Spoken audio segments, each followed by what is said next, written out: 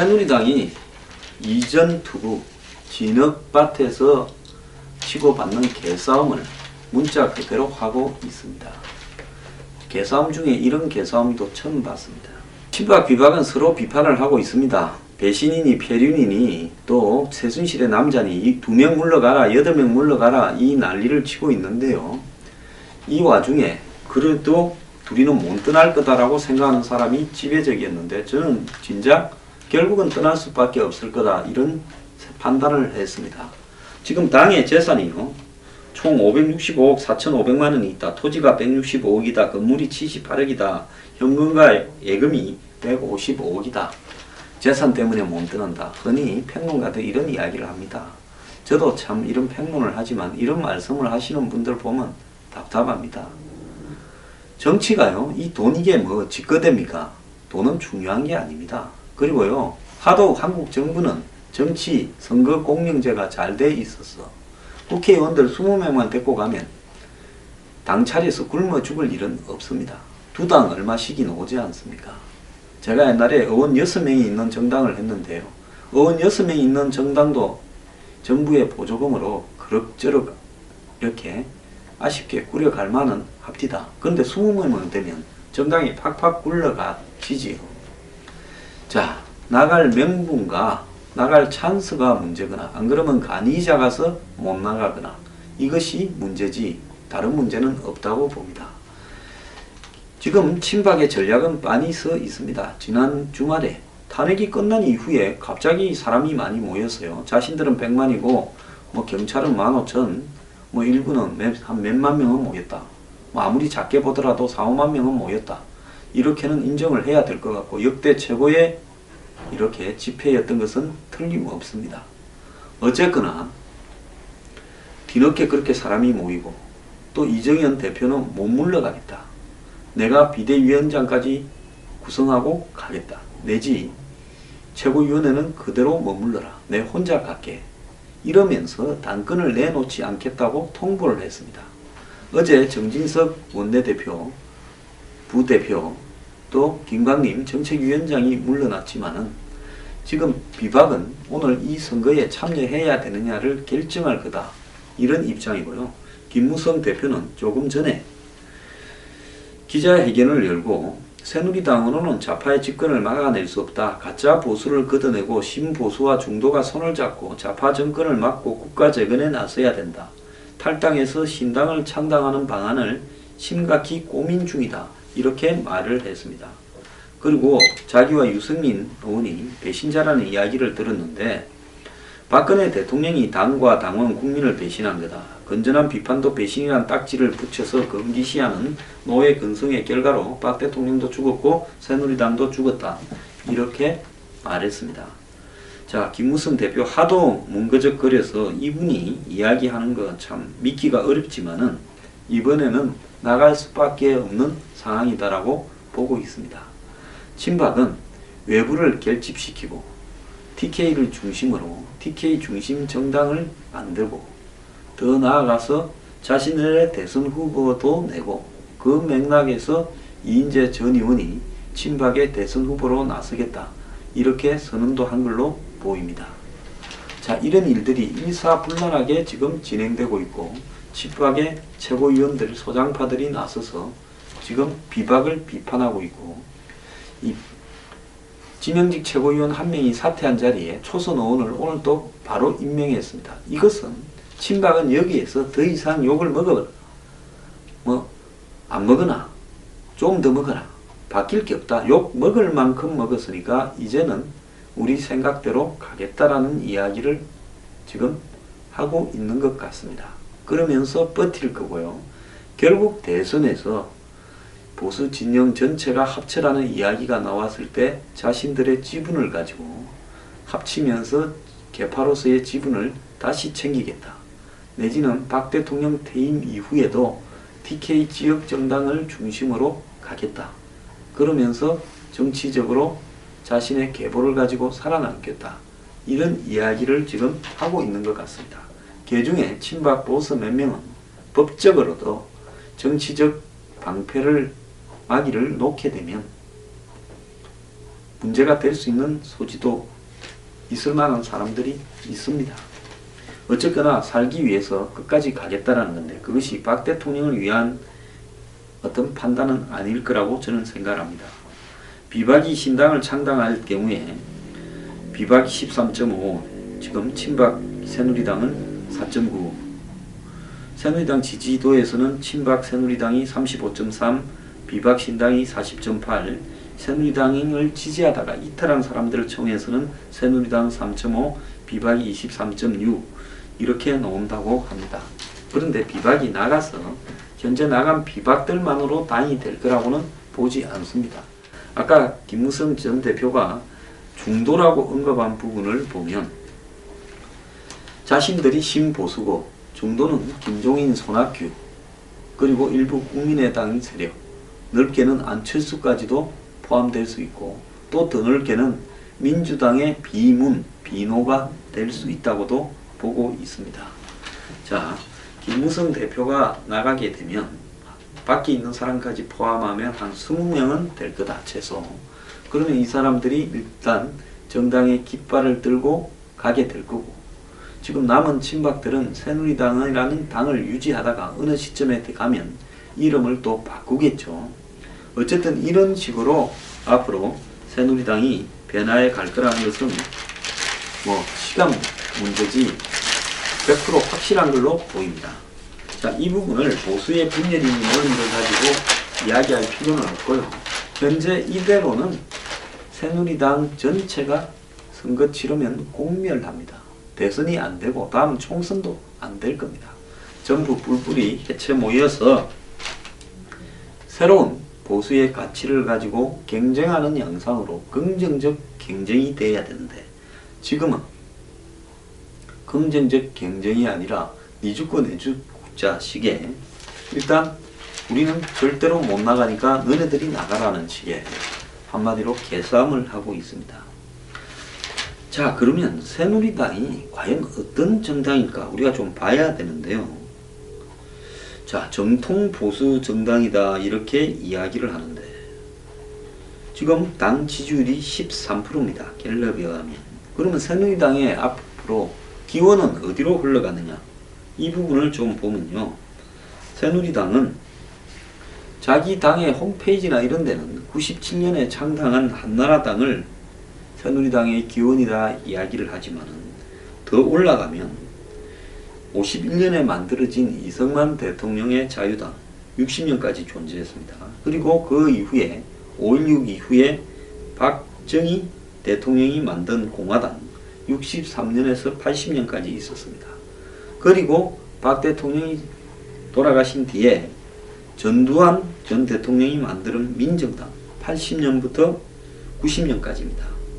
그 다음에 민정당이 3당 통합을 한 다음에 당시 Y에서의 통일민주당 그리고 JP의 이 신민주공화당 이렇게 3당이 합쳐서 민자당을 만들었죠.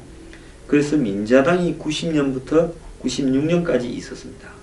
그 다음에 이 민자당을 Y에서가 대통령이 되면서 신한국당이라고 이름을 바꿨습니다. 96년부터 97년 2년간 존재했죠. 그 다음에 97년에 대선에 임박해서 당시에 조순 이 총재가 새누리당 총재를 할 때 후보는 이해창이고 한나라당이라고 바꿨습니다. 그래서 2012년까지 내려오다가 2012년에 박 대통령이 비대위원장이 되면서 조동원 씨를 앞세워서 새누리당이라는 당으로 이름을 바꿨습니다. 끝으로는 시장 경제와 안보 두 축으로 정통 보수를 지향한다 이렇게 해왔는데요. 그런데 과연 시장 경제를 제대로 했는지 보수를 제대로 했는지 야당보다는 이 안보 보수이라는 측면에서는 좀 나았다고 봅니다만은 안보 문제에서도 제대로 했다라고 볼 수는 없다고 봅니다. 그런데 이런 수십 년 역사 51년부터 따지게 되면 지금까지 몇 년입니까? 51년부터면 지금까지 무려 66년의 역사를 가지고 있는데 그럼에도 불구하고 간판만 여러 차례 바뀌었을 뿐이지 내용은 시대의 변화에 따라서 보수의 가치가 제대로 이렇게 담기도록 담지 못했다는 겁니다. 자, 여러분, 보수나 진보가 무슨 의미입니까? 그것은요, 보수는 이래야 되고 진보는 저래야 된다라는 이야기가 아닙니다. 과거 민주당은요, 노예 해방에 대해서 미국 민주당은 반대했고, 링컨 공화당 때 노예 해방을 시키지 않았습니까? 그러니까 그 시대에 지금 오늘날 미국의 민주당이 진보적인 척하고 리버럴이라고 하고 공화당은 보수 정당이다 라고 이야기를 하지만 시대에 따라서 그 정당이 담는 가치들은 항상 바뀌게 돼 있습니다. 자, 정치적 가치나 사람의 생각은 시대가 뛰어넘게 되면 굉장히 바뀝니다. 자, 19세기 중반까지도요, 유럽의 민주주의, 선진민주주의 국가들 사이에서도 여성에 대해서 보수 진보할 것 없이 투표권을 안 주던 나라가 많았고요. 우리가 민주주의의 원조라고 생각하는 영국에서도 1920년까지 여성에게 투표권을 주지 않았습니다. 자, 이런 부분을 본다면 보수고 진보라는 가치에, 그러면 영국에서 당시에 보수는 뭐고 진보는 뭐다라는 개념이 정립되어 있다면 모든 사람이 동등하게 투표권을 가진다라는 것이 진보고 그걸 반대한다는 것이 보수여야 될 건데, 그때 보수 진보 할 것 없이 다 여성의 투표권 참정권에 대해서 반대를 했습니다. 그러니까 보수 진보라는 가치는 항상 바뀌는 겁니다. 사회복지라는 개념이 오늘날 보수고 진보고 없이 다 수용을 하지만은 지금부터 100년 전의 정당에는 보수고 진보고 할 것 없이 구휼, 즉 빈민을 갖다가 이 구제한다라는 의미의 한마디로 자선 외에는 복지라는 개념이 어느 나라도 제대로 없었습니다. 그렇기 때문에 보수 정당은 이래야 한다라고 오늘날 일부 꼴통 수구 보수들이 이야기하는 내용은 기본적으로 매우 잘못되었다는 거죠.